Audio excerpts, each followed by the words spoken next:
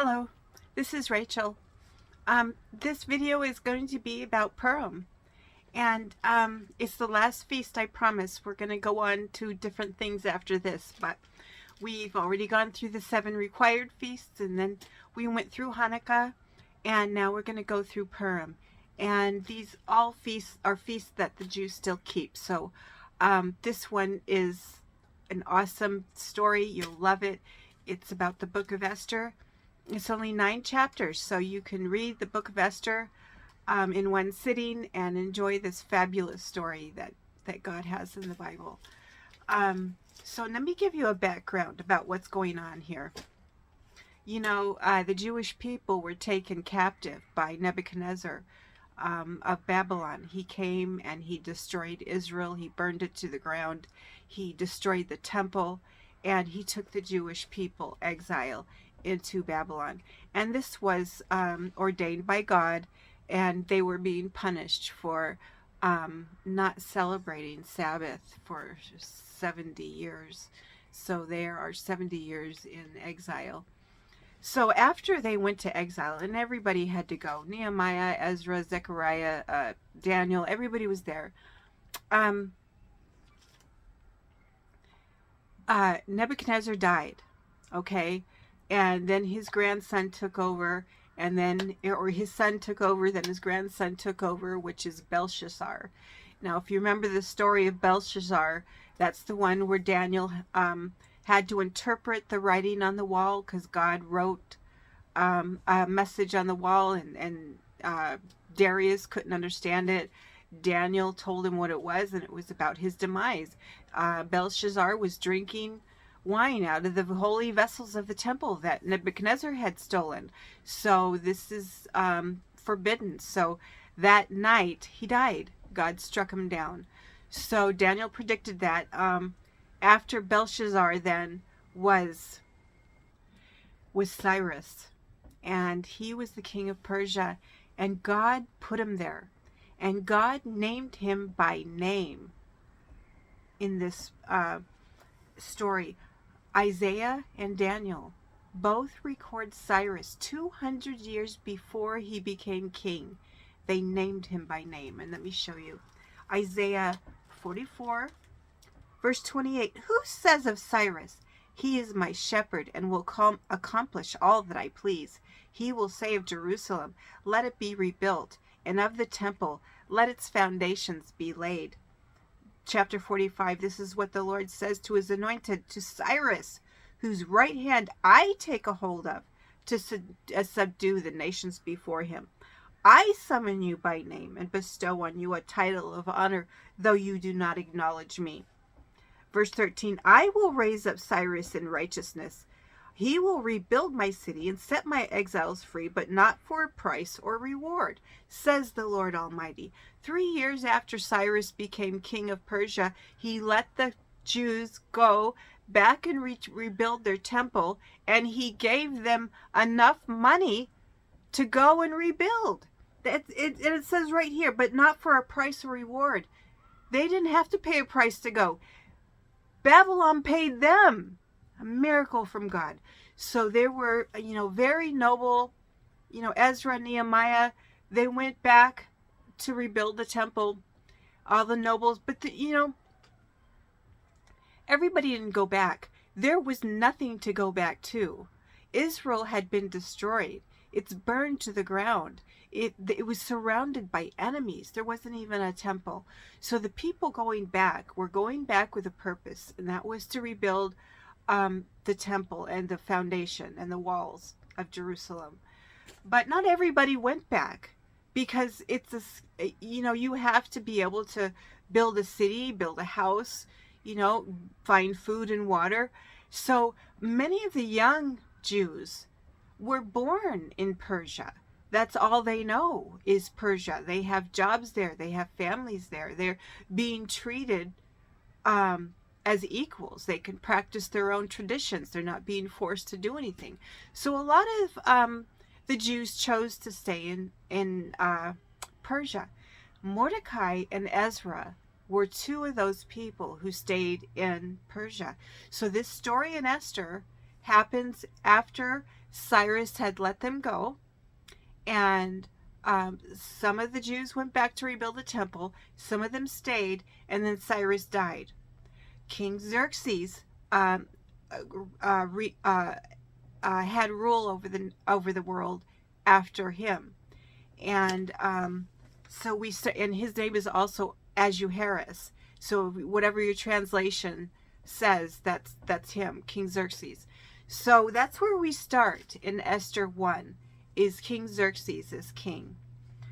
It's about 400 BC, so it's not that long ago. Verse 1, chapter 1.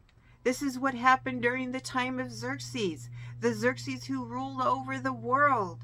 At the time he reigned from his royal throne in the citadel of Susa, and in the 3rd year of his reign he gave a banquet for all his nobles and officials.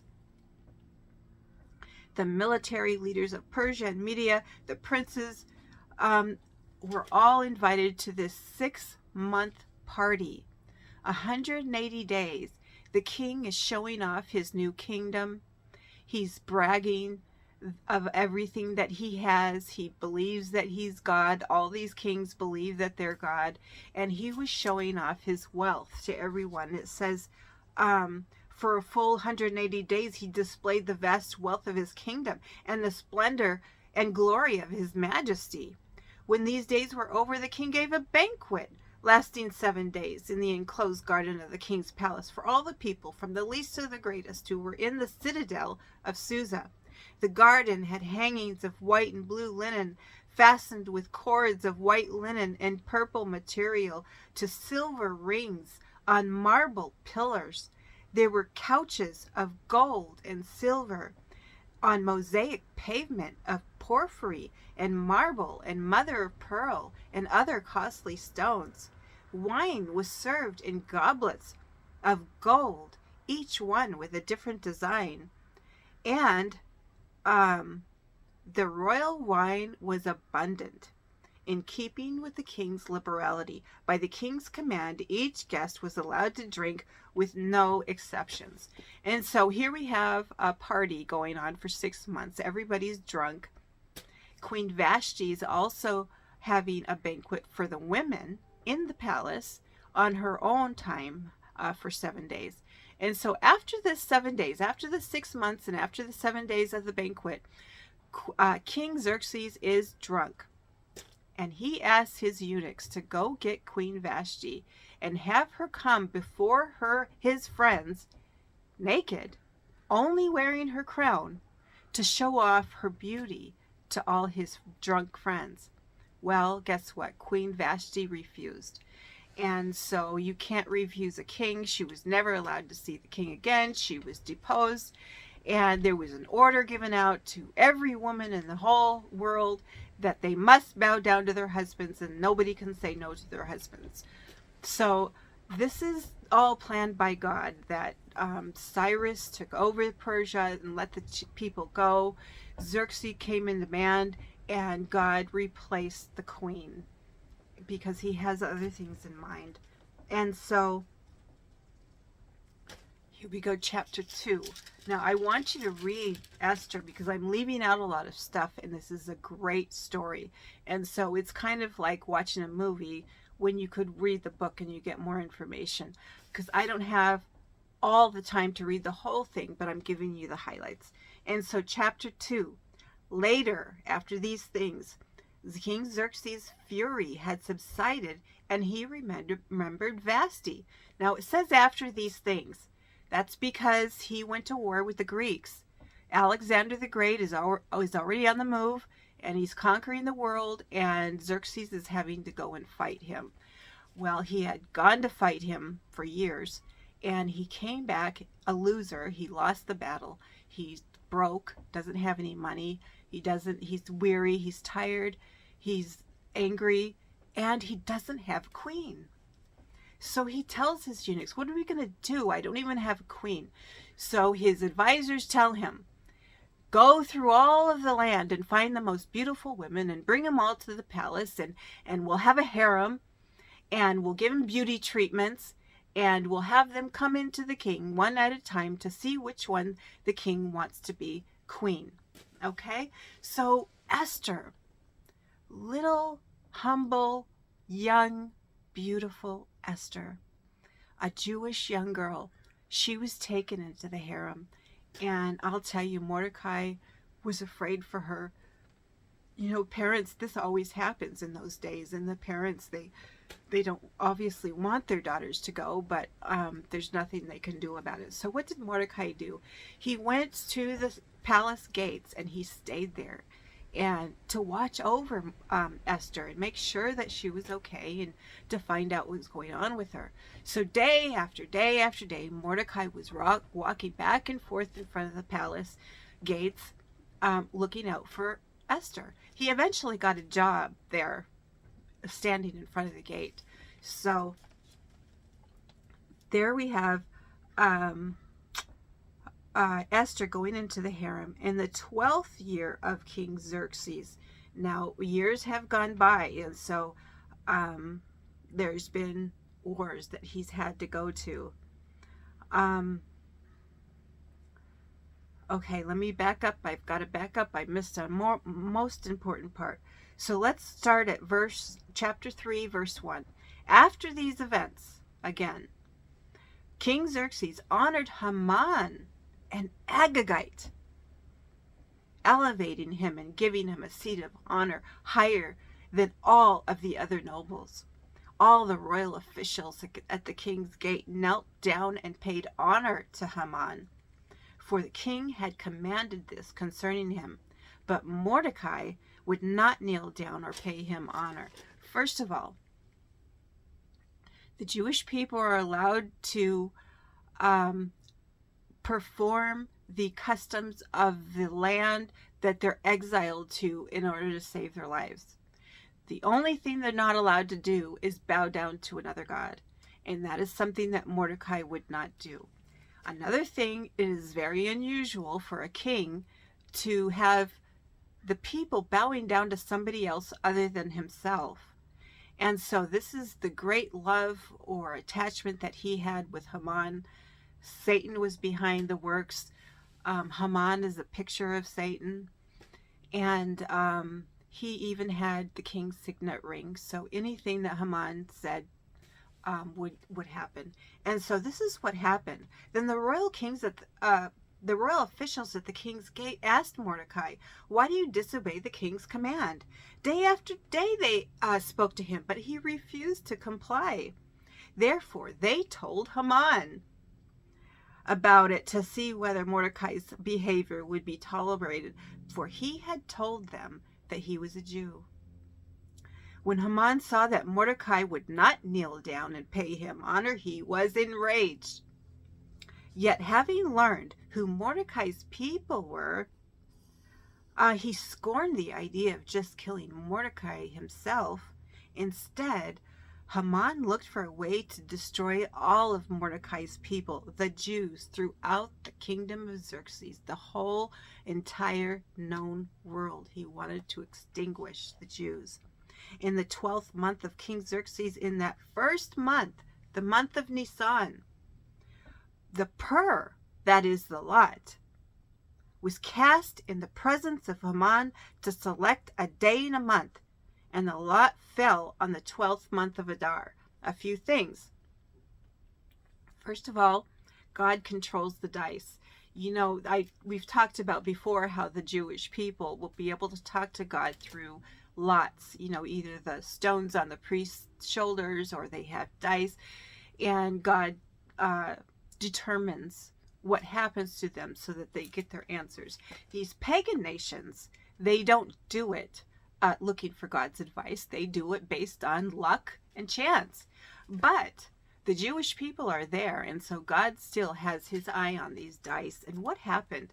They were in the first month of Nisan, and the dice rolled until it was the last month, the 12th month of Adar, that this edict would go through. So God had a lot of room, a lot of time for the Jewish people to prepare. Also, pur in Hebrew is lot, or in English is lot. And Purim is plural, many purs. And so, well, the dice that was thrown. And then Haman said to King Xerxes, there's a certain people dispersed among the peoples in all the provinces of your kingdom who keep themselves separate. Their customs are different from all of those of the other people, and they do not obey the king's laws. That's not true. He lied. They do obey the king's laws. It is not in the best interest, in the king's best interest, to tolerate them. If it pleases the king, let a decree be issued to destroy them, and I will give 10,000 talents of silver to the king's administrators for the royal treasury. This is about $10 million, and the king was broke. He had just gotten back from war with Alexander the Great, so Haman is trying to bribe him to kill an entire nation of people. So the king took his signet ring from his finger and gave it to Haman, the Agagite, and the enemy of the Jews. Keep the money, the king said to Haman, and do with the people as you please. He loved this guy. Then on the 13th day of the first month, what is that? That's Nisan 13. It's the eve of Passover. Amazing timing, and everything that's written in the Bible is there for a reason. And so we have to look for the reason why this happened on Nisan 13. And I'll tell you what the deal is. Hold on just a minute. Let me find it. I can't find where I have it written down, but I'm going to tell you as best as I can remember. The day that Haman cast his lot for the destruction of the Jews is the day that Satan cast his lot against Jesus for the destruction of his people. So we're supposed to get that parallel there, okay? Now let me find where I am. So they wrote out this edict, and they had their fastest horses take the edict to every nation and province in the whole entire world to authorize the destruction of the Jewish race in one single day on the 13th day of the 12th month, Adar. And chapter 4. When Mordecai learned of this, he tore his clothes and he put on sackcloth and ashes. If you ever want to see somebody who's upset in Israel, just look for the person in sackcloth and ashes. That's how they mourn. And went out into the city wailing loudly and bitterly. But he went only as far as the king's gate, because no one clothed in sackcloth was allowed to enter it. In every province to which the edict and order of the king came, there was great mourning among the Jews, with fasting and weeping and wailing. Many lay in sackcloth and ashes. When Esther's eunuchs and female attendants came and told her about Mordecai, she was in great distress. She sent clothes for him to put on instead of his sackcloth, but he would not accept them. Then Esther summoned Hathach, one of the king's eunuchs assigned to attend to her, and ordered him to find out what was bothering Mordecai. So Hathach went outside to the king's gates, and he asked Mordecai, Esther wants to know what's the matter. So Mordecai told Hathach, the king has issued a decree, an edict, gone to all the world for the destruction of the Jews. And he gave Hathach a copy of the edict to show it to Esther and to explain to her exactly what was going on. And so Hathach went back to Esther and he told her what was going on. And what Mordecai had said to Hathach to tell to Esther was, please go to the king and beg him for mercy for your life and for the life of your people. What he just asked her to do was to sacrifice her life, because no one can enter the king without permission. The king hadn't called her in 30 days, and she hadn't been invited. all of the kings, if you remember, Aaron's very own sons in the days of Moses walked into the tabernacle uninvited, and they dropped dead because God was in that tabernacle. Aaron's sons. And then you remember the Holy of Holies, that nobody could go inside to be in the presence of God except for the high priest, except for once a year, except on a certain day, and except when he sacrifices for his own sins. So no one can go into any king at any time uninvited. And Mordecai just asked her, tell the king that you are a Jew and that your people are going to be destroyed. And this is what Esther said.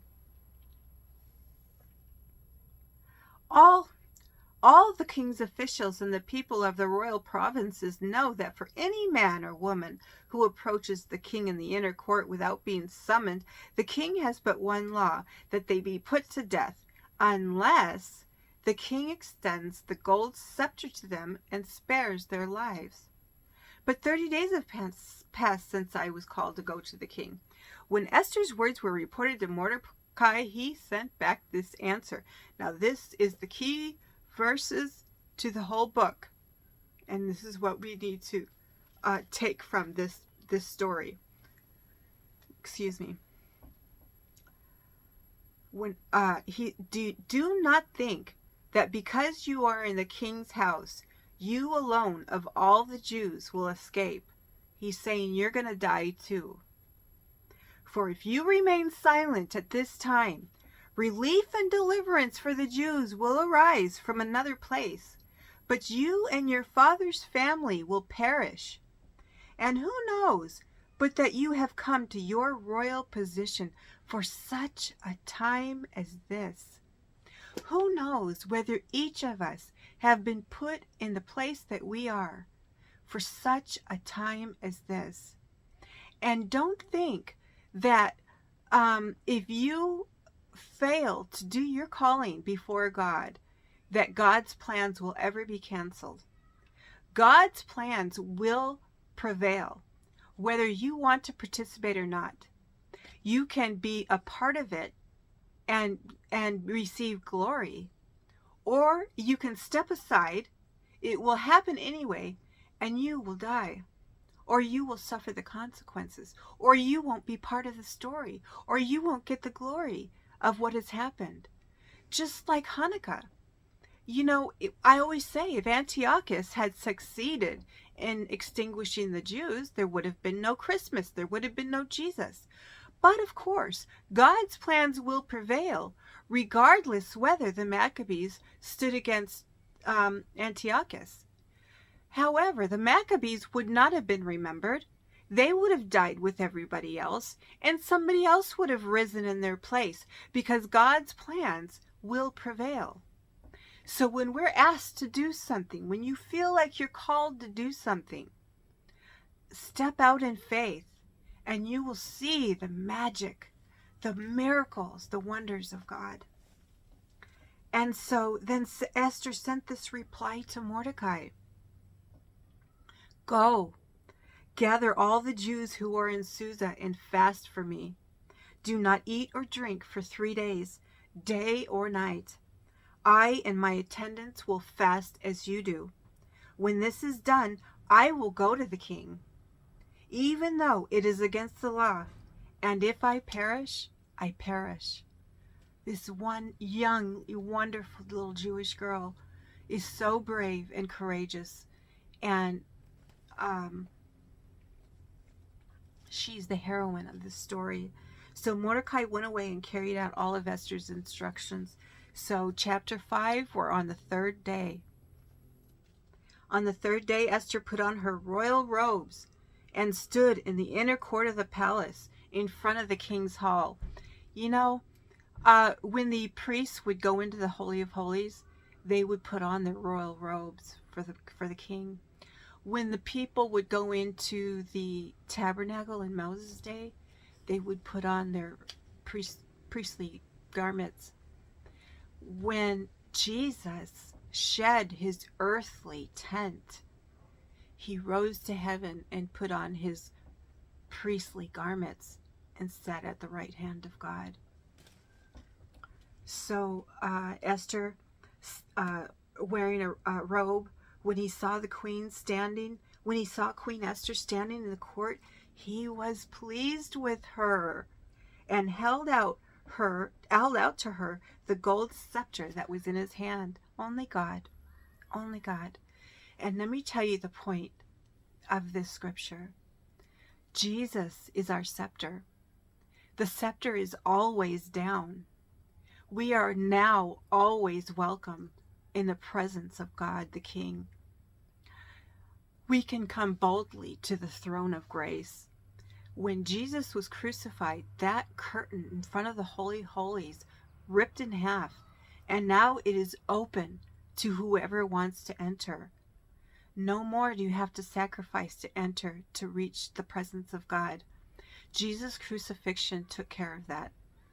And so we're supposed to see this when this evil pagan king lowers his scepter for Queen Esther. And let me show you a verse about this, okay? Let me find it. Okay, I'm looking in the book of Numbers. Genesis, Exodus, Leviticus, Numbers. Numbers 24, chapter 24, verse 17 says this: I see him, but not now. I behold him, but not near. A star will come out of Jacob. A scepter will rise out of Israel. The scepter is Jesus Christ. Now let me show you another scripture. Let me find it. Okay, found it. Genesis 49:10. The scepter will not depart from Judah, nor the ruler's staff from between his feet, until he to whom it belongs shall come, and the obedience of the nations shall be his. Jesus is our scepter. And okay, I'll give you one more verse. Let me pause. Hold on. Okay, I found it. It's Psalm 60, verse 7. Psalm 60, Gilead is mine, and Manasseh is mine. Ephraim is my helmet, but Judah is my scepter. Jesus came out of Judah. So Jesus is our scepter, and it's always down, and he's always ready and willing to talk with us. So let me find my place in Esther. Hold on. Okay, it looks like I'm out of time. I'm going to continue this on the next video, number 2. So go there, okay? I'll see you in a minute.